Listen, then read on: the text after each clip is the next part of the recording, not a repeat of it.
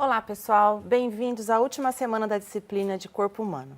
Nesta semana nós estudaremos o sistema reprodutor. Então nós veremos primeiro as estruturas do sistema reprodutor masculino, em seguida do sistema reprodutor feminino.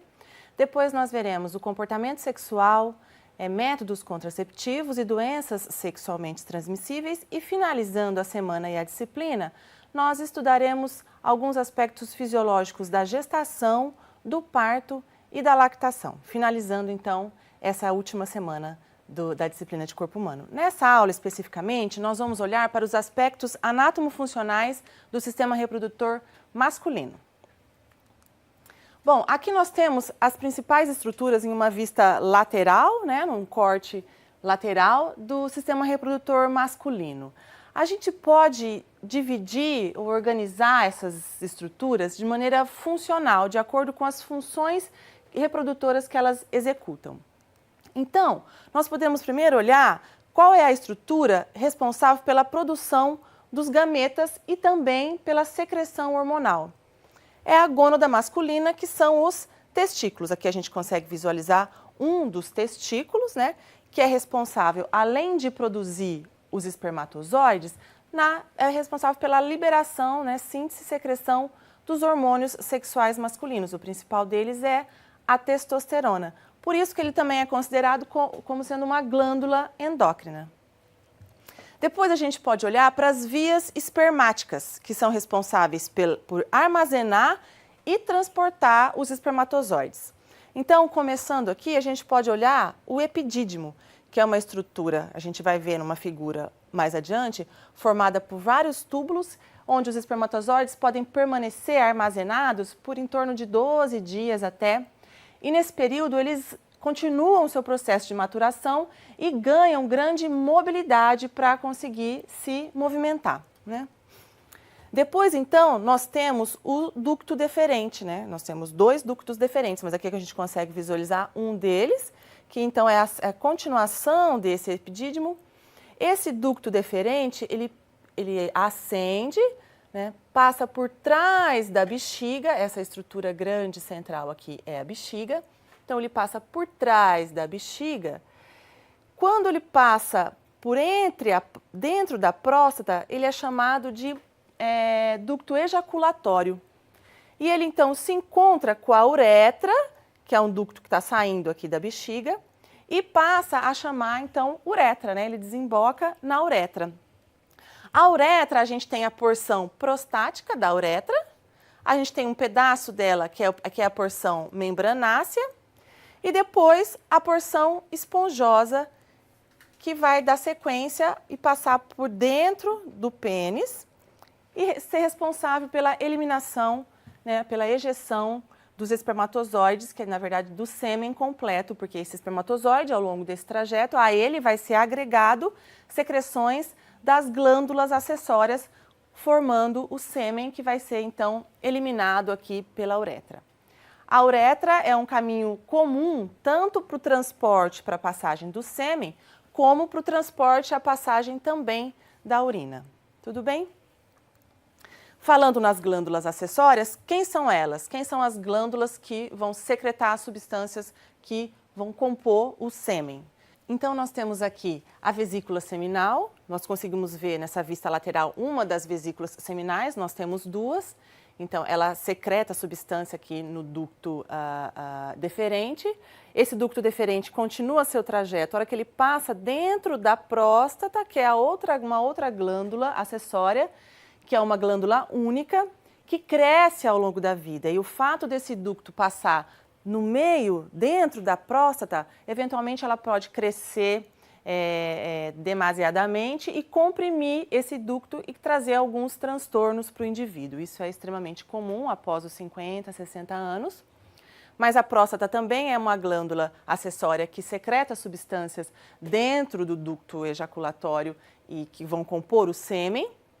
E depois as glândulas bulborretais, que são essas duas pequenininhas, aqui a gente consegue visualizar uma só também, que é são o último par de glândulas acessórias que secretam suas substâncias aqui na uretra, que também vão compor o sêmen que será ejaculado pela uretra. Tudo bem?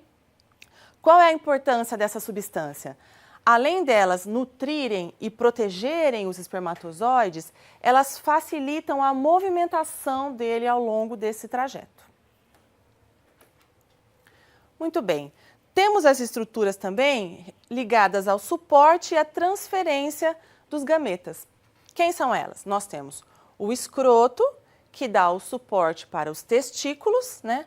E nós temos também o pênis, que é uma estrutura de transferência, responsável pela transferência dos espermatozoides durante o ato sexual, que nós veremos na aula seguinte. Nessa vista anterior, a gente consegue visualizar um pouquinho melhor essas glândulas e o trajeto dessa via de transporte do sêmen. Então, a gente consegue visualizar aqui os dois testículos, que estão dentro do escroto. Nós conseguimos visualizar, então, que dos testículos saem os ductos deferentes, que ascendem, passam atrás da bexiga.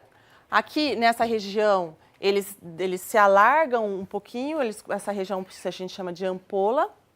Então, eles passam por trás da bexiga, encontram as vesículas seminais, o par da vesícula seminal.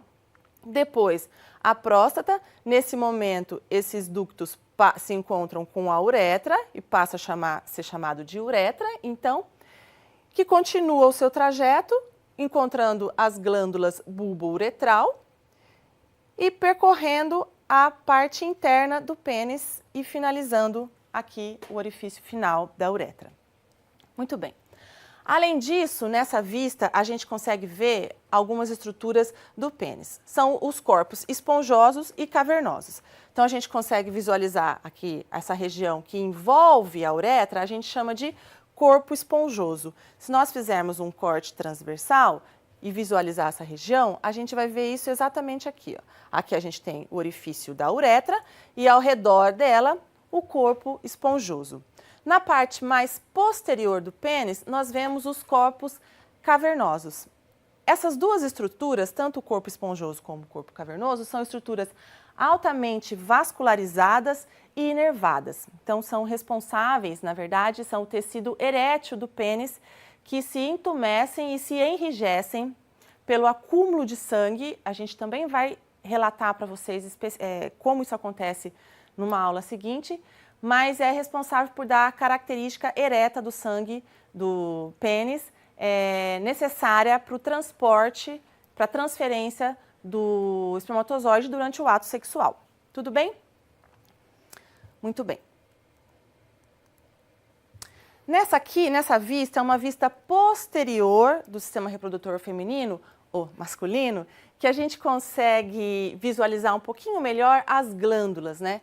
Então, aqui a gente tem aqui as vesículas seminais novamente, que vão secretar a sua substância aqui no ducto ejaculatório, aqui a próstata e, por fim, as glândulas bulbouretrais. Nessa vista posterior, a gente consegue visualizar e identificar a localização dessas glândulas mais adequadamente. Muito bem. Nessa imagem, ela é interessante para a gente visualizar alguns aspectos e algumas estruturas importantes do escroto, né? Então, a gente tem aqui os testículos localizados, né, dentro do escroto, que é a estrutura de suporte para os testículos. E nós vemos que o escroto ele é formado na sua superfície por um tecido epitelial, pela pele, que contém os pelos.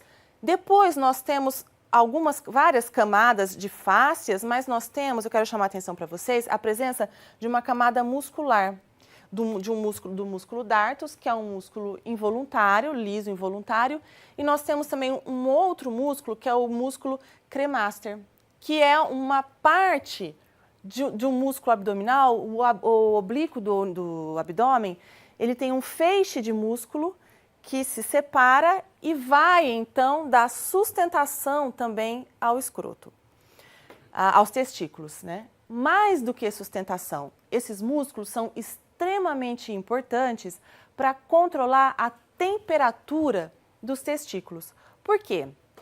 Para que eles produzam espermatozoides adequadamente, é necessário que a temperatura dos testículos esteja em torno de -2 graus abaixo da temperatura corporal. Então, se a temperatura corporal se eleva, esses músculos se relaxam e o escroto se distancia do corpo, se distende, consequentemente os testículos que estão alojados nele também. O inverso também pode acontecer. Numa queda da temperatura, esses músculos se contraem, fazendo com que o escroto se aproxime do corpo e aqueça os testículos, deixando os testículos em uma temperatura adequada para a produção de espermatozoide. Então, isso é feito de maneira involuntária, coordenado pelo sistema nervoso também. Muito bem. Do outro lado, como a gente retirou aqui a musculatura, a gente consegue visualizar a grande vascularização e inervação do escroto e dos testículos, né? Qual é a importância disso? É um órgão que produz bastante hormônio e o controle dessa vascularização também é importante para adequar a temperatura desse testículo. Nós temos uma patologia que é extremamente comum, que nada mais é do que varizes nesses vasos testiculares. É chamado de varicocele. Então, aqui a gente tem os vasos numa configuração normal e aqui representando uma possível varicocele, uma possível formação de varizes nas veias que drenam o sangue dos testículos. O que acontece nessa situação? O que acontece é o fato de um acúmulo de sangue permanecer nessa região, porque ele não consegue ser drenado. Se eu tenho uma quantidade maior de sangue nessa região, eu tenho uma temperatura mais elevada, inadequada para a produção dos espermatozoides. Então, a varicocele é a principal causa de infertilidade masculina. E a maioria delas é diagnosticada além do tempo possível de se fazer uma intervenção que é muito simples e corrigir essas varizes testiculares. Uma outra patologia, que não é tão comum assim, mas é também bastante comum, é o criptorquidismo, que nada mais é do que a permanência dos testículos na cavidade abdominal. Os testículos, eles são formados, diferenciados na cavidade abdominal durante o desenvolvimento embrionário e em torno do 7º mês de gestação, esses testículos descem, eles migram, então, para o escroto, pelo canal inguinal. Eventualmente, isso pode não acontecer. Mas, na maioria das vezes, depois do nascimento, isso pode vir a se corrigir sozinho, né? O testículo pode, então, realizar esse caminho e se alojar adequadamente no escroto. Caso isso não aconteça, isso pode ser estimulado por administração de hormônio, de testosterona, que sinaliza para o testículo que ele deve percorrer esse caminho, ou intervenção cirúrgica. Por que é necessário prestar atenção nisso e corrigir?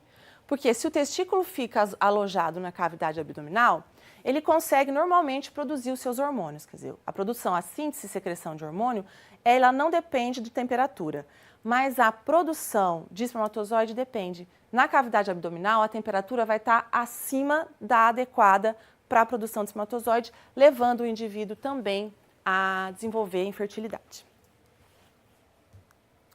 Muito bem, vamos olhar um pouquinho melhor como é que o testículo, a parte interna do testículo, para entender como que o testículo produz os espermatozoides. Nessa figura, a gente tem um corte, então, do testículo e a gente consegue visualizar que ele é formado basicamente por túbulos contorcidos. E a gente chama esses vários túbulos contorcidos de túbulos seminíferos, né? Os túbulos seminíferos, então, se convergem, formando um túbulo único que vai também se enovelar e permanecer no epidídimo. Do epidídimo, então, esse túbulo passa a ser chamado, na saída do epidídimo, do ducto deferente, que eu já mostrei para vocês. Muito bem. Se eu faço um corte nesses túbulos seminíferos, eu consigo visualizar essas estruturas importantes. Quem são? Nós temos as células, algumas células mais internas, que a gente chama de célula de Leydig, que são as células responsáveis pela produção da testosterona. E nós temos essas células maiores, que são as células de Sertoli, que são células relacionadas, responsáveis pela diferenciação dos espermatozoides, das células germinativas indiferenciadas que vão se diferenciar nos espermatozoides. E onde estão essas células germinativas indiferenciadas?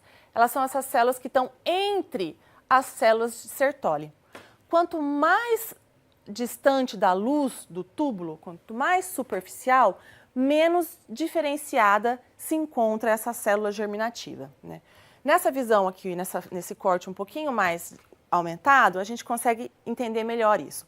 Nós temos, então, essas células bastante indiferenciadas, que são as espermatogônias, que vão se diferenciando por estímulos hormonais, principalmente, e conforme elas vão se diferenciando, elas vão caminhando, né, mais próximo à luz do túbulo seminífero, até que elas sejam diferenciadas totalmente em espermatozoides, que ganham a luz do túbulo seminífero e vão percorrer o trajeto que a gente identificou nos slides anteriores. Muito bem. Bom, mas de que forma, novamente aqui a gente tem essa figura das células de Sertoli e as espermatogônias que vão se diferenciar em espermatozoide, de que forma esse processo se dá? Como os hormônios controlam a espermatogênese, que nada mais é do que a diferenciação das espermatogônias em espermatozoides.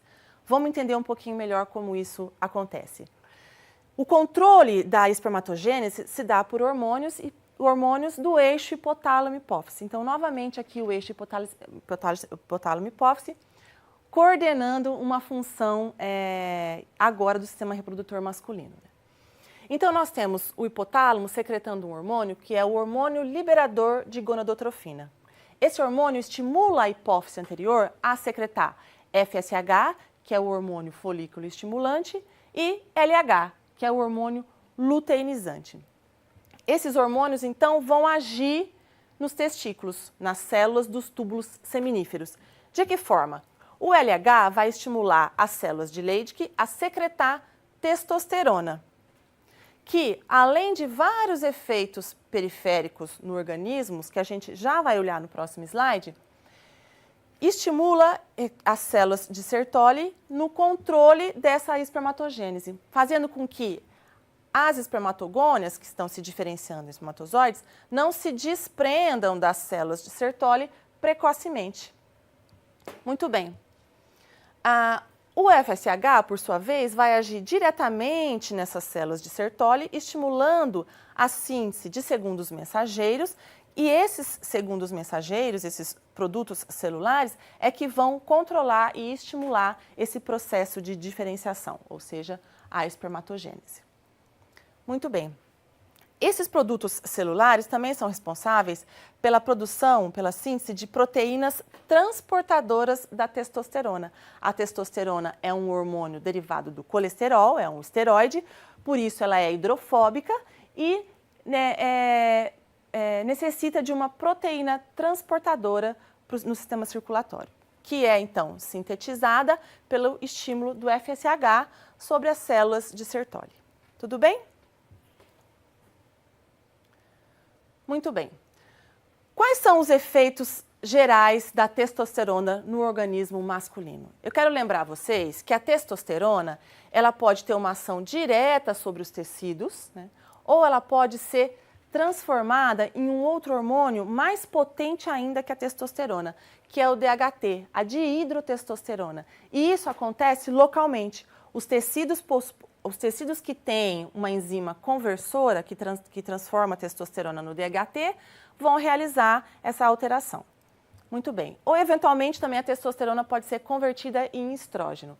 Mas ou a testosterona ou os seus derivados vão agir em que tecidos e de que maneira? Bom, nós temos diversos tecidos que possuem receptores para testosterona e seus derivados. Nós temos o pênis, o escroto, a uretra e a próstata, epidídimo, canal deferente e as vesículas seminais, ou seja, as estruturas do sistema reprodutor masculino de maneira geral, elas, sob o estímulo da testosterona, durante a diferenciação embrionária, é que elas se diferenciam nessas estruturas, né? Então, a testosterona é extremamente importante para a diferenciação e desenvolvimento embrionário do sistema reprodutor masculino, né? O aumento da testosterona por feedback negativo inibe os hormônios da hipotálamo e da hipófise, que controlam a secreção desse hormônio. Marca do padrão masculino de gonadotrofinas, impulso sexual e comportamento. Quer dizer, ela é responsável por desenvolver as características sexuais secundárias também, que é o espessamento da voz, pelo espessamento engrossamento da voz, pelo espessamento das cordas vocais, aumento de pelos, né, na barba, cabelo, superfície corporal de maneira geral, aumento de glândulas sebáceas, aumento do ombro, da massa muscular, então dá o padrão do corpo masculino, que é um triângulo invertido, né? Mas também ela está relacionada, pela sua ação no sistema nervoso central, ao comportamento sexual, ao ímpeto e até ao estímulo de agressão. Tudo bem? Estimula também o depósito de cálcio nos esqueletos, o crescimento ósseo, depósito de gordura na região da barriga, por isso que o homem geralmente tem mais barriga, tem mais depósito de gordura no abdômen do que a mulher. E estimula de maneira muito forte a síntese proteica, ou seja, o aumento da massa muscular. É por isso que a testosterona sintética ela é erroneamente, né, utilizada como um anabólico, para aumentar a massa muscular, né? Claro que isso causa grandes transtornos, pode levar ao câncer de fígado, à impotência sexual, ao aumento da agressividade extrema. Então, é extremamente desvantajoso para o organismo a utilização desses componentes com efeitos anabólicos, né, buscando a função de aumento da massa muscular. Ela estimula a síntese de hemácias, normalmente os homens têm uma quantidade maior de hemácias do que as mulheres. Aumenta a síntese do colesterol ruim, né, do HDL e diminui do HDL, é uma desvantagem para o homem isso. A gente acabou de ver que ela estimula a produção de espermatozoide, também estimula a produção das substâncias pelas vesículas, pelas glândulas acessórias masculinas. E isso aqui a gente já disse, formação de sebo, barba, próstata, mas além dela estimular essas funções, né, o crescimento de massa muscular, desenvolvimento dos órgãos reprodutores, ela mantém isso ao longo da vida. Tudo bem? Bom, e como se dá a produção de testosterona ao longo da vida? A gente tem todo o período da vida a produção de testosterona. É claro que a gente tem um pico que se inicia na adolescência, um pico grande, e ela vai decaindo ao longo da vida. Mas o homem sempre vai ter uma quantidade grande de testosterona circulante, né? É bom lembrar que a testosterona não se inicia apenas após o nascimento, a secreção dela, né? A gente também tem uma secreção alta de testosterona na fase embrionária, já disse para vocês que ela é responsável pela diferenciação e desenvolvimento dos órgãos reprodutores, e é um pico relativamente grande, próximo ao pico, aos níveis de testosterona encontrados na vida adulta. Bom, a gente acabou de ver que os níveis de testosterona caem, e é em função dessa queda dos níveis de testosterona que a gente consegue identificar um período da vida do homem que é chamado de andropausa, que é semelhante à menopausa da mulher, guardadas as devidas proporções, porque a queda de testosterona é muito menor do que a queda de estrógeno no organismo feminino. Então, é uma queda leve, que varia muito de um homem para outro, e essa queda pode sim levar a uma diminuição na produção de espermatozoide, uma diminuição da libido masculina, uma diminuição da massa muscular, enfim, uma diminuição das funções que a testosterona é responsável. Mas o homem pode se manter fértil ao longo de toda a vida, mesmo com essa baixa na produção de espermatozoide em função da queda de testosterona. Tudo bem? Obrigada, até a próxima aula.